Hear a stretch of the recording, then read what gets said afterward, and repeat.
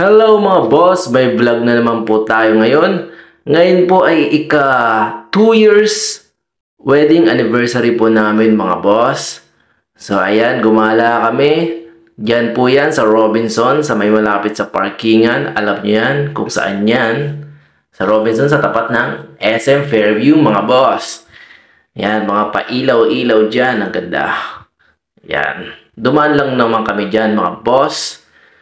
Yan. Pero ang sadya talaga namin ay pumunta ng SM Fairview para manood ng sine mga boss. Yan dito lang yan sa Robinson mga boss, di ba? Ganda rin tambayan. So yun mga boss, pakit na kami, papunta na kami ng sinihan. Yan, excited na kami para manood ng yung palabas ni Dingdong at ni Marian Rivera. Ayan mga boss, di ba yan? Ayan, sana ang papanoorin namin mga boss. Ang kaso pala ay sold out na. Ang pang 8 PM. Kaya yan, di kami nakapanood. So, bukas na lang daw. Pero hindi na. So, ang gagawin na lang namin ay mag-Netflix na lang. So, ayan, na lang kami. Nag-massage mga boss. Para mawala yung bad trip ni Mrs. Dahil ang gusto niya talaga manood nung kay Marian Rivera. Yung palabas na yon. So, ginawa namin, nag-massage na lang kami para naman lumamig ang kanyang ulo. Ayan mga boss, 15 minutes lang yan. So, magne-Netflix na lang kami pagka uwi ng bahay. Marami namang mapapanood na movie sa Netflix mga boss. Ayan, para ma-relax naman kami. Yan mga boss. Para matanggal naman ang pagod namin. Ayan, para mapag-isipan namin kung saan kami pupunta dahil di nga kami nakapanood ng sine at maghanap kami na makakainan. So ayan mga boss, may nakita kaming kainan. It's a Japanese restaurant mga boss. Japanese Teishoku restaurant. Yan mga boss. So hindi pa kasi kami nakakain ng Japanese food. Ayan, namili na kami. Namili na kami ng mga menu nila. So, ayan. Hindi nga pala kami nakapili dyan ng sushi. Dahil yun talaga yung pinaka-famous sa mga Japanese food, mga sushi. So, ayan. Di ko na alam kung anong tawag dyan sa in-order namin.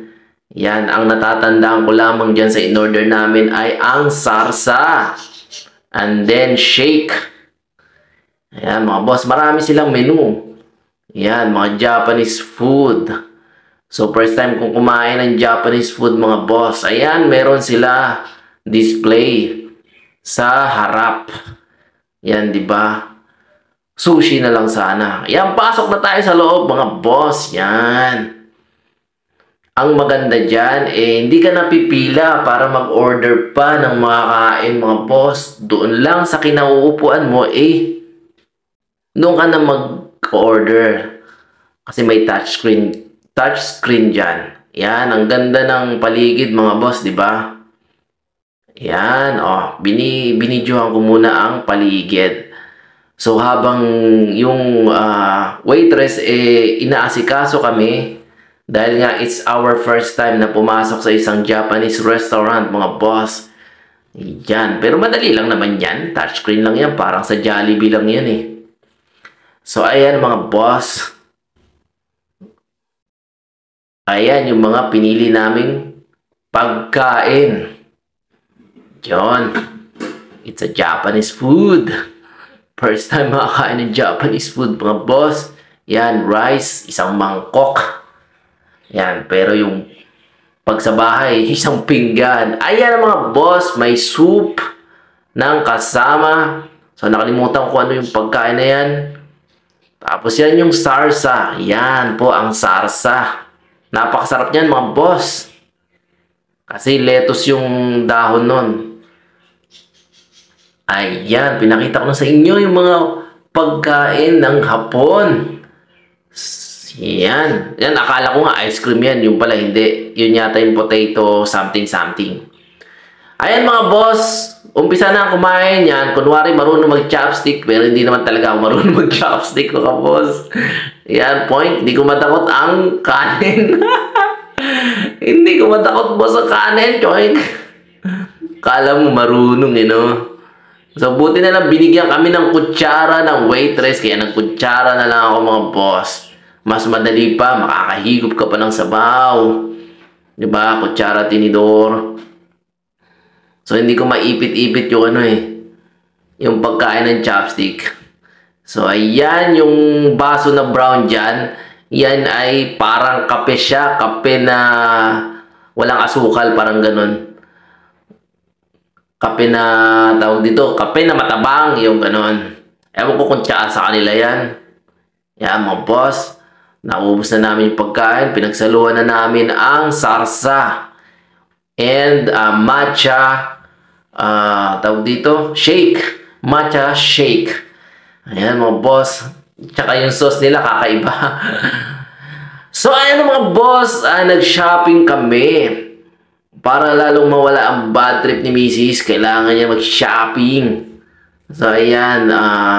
Nakalimutan ko ng store yan dyan sa SM. Sa second floor lang. Pauwi na kami niyan, mga boss pala, mga miss. Hindi pala, mga boss. Hindi kami pauwi niyan.